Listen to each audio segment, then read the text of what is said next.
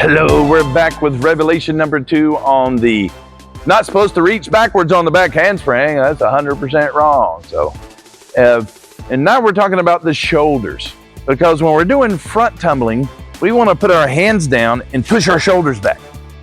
And then, so we're going forward, but pushing your shoulders backwards. But on a back handspring, we're supposed to be going backwards and reaching forward, but pushing your shoulders back. Isn't that like opposites? But kind of in a way, going forward and backwards is opposites. Now, the one thing that really makes this completely make sense is tumble rule number 3. So this kind of really demonstrates the power of the tumble rules. Because tumble rule number 1 is arms on your ears. Sounds simple enough. Well, what's revelation there? Tumble rule number 2, keep your head between your arms. Well, that sounds good.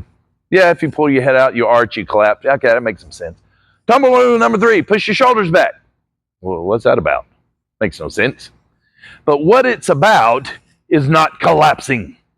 Anytime your shoulders are going forward, you're collapsing. So our arm movement with the arms, your arms can go this way and fold all the way to the body and completely collapse. So when your arms are coming up and going back, they can't collapse. In fact, when your arms go back, it actually lifts your body up. So arms going this way, we don't ever do, because you don't have any support and you should collapse. You collapse. And when the arm's coming up, reaching back, that's going to lift your body up, and it's going to rotate, and it's going to get your hands on the ground. That's basically when you turn yourself to the outside of the wheel.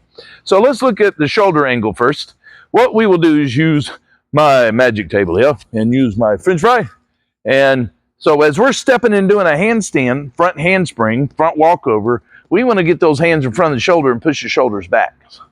We don't want to be stepping, drop the hands down, and then try to kick up and the shoulders going forward. That's just going to make it collapse. Okay? And for some of y'all out there that might not know this, that's the number 1 problem with front walkovers and front handsprings, is the hands dropping. As soon as the shoulders go forward, there is no support here anymore. You are collapsing. You're going to try to do a bridge, it just jams your feet into the ground. That's the number 1 reason why most kids hate front tumbling, because their shoulders are going forward. They are getting some push, but it just jams it into the ground, tears up their knees and ankles, because they didn't do tumble rule number 3. When do you do tumble rule number 3? Every single time you do a handstand. So now we got to do tumble rule number 3 in our back bridge. So we're doing a bridge, we're going backwards. We don't want to kick over and the shoulders go forward. See, now we're going backwards. We're pushing our shoulders back. Now that's going to lift the body up. So if I'm laying here and bridging up, I want to get those shoulders over the hand, push those shoulders back. That's going to lift you up and flip you over. So, and again, tumble rule number 3, but now it's in a backward skill. So that can be very confusing, because it seems like we're talking about opposites. That we're going forward, now I'm telling you to push your shoulders backwards, but now we're going backwards and I'm telling you to push your shoulders backwards. And why not forward? Well, because if your shoulders are going forward, you're collapsing. And always pushing your shoulders back is always going to lift your body up. But again, this really, really emphasizes the power of the tumble rules. That if you're teaching this with all your skills, you never have these problems. And so I see all the time all these drills and stations that people are setting up, and I look at them kind of with a blank look, and I go, that's pointless, because my tumble rules take care of that. So this is a really good example that kind of clears up some confusion by having some clarity of how not only are the tumble rules simple, but they make teaching tumbling very simple and very powerful. So, because it gives you one simple idea of pushing your shoulders back that makes all of your skills better.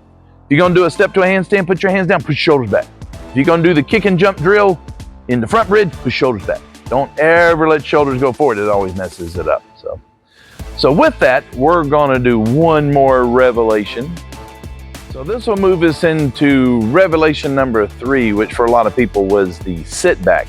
Almost everybody teaches a lean back to do the back handspring to make it go backwards. But again, what happens, well, we'll see that on revelation number 3. We'll be working on the sit back. And so with that, we're going to end our revelation number 2 about the shoulders, and we're going to move to revelation number 3 for the sit back.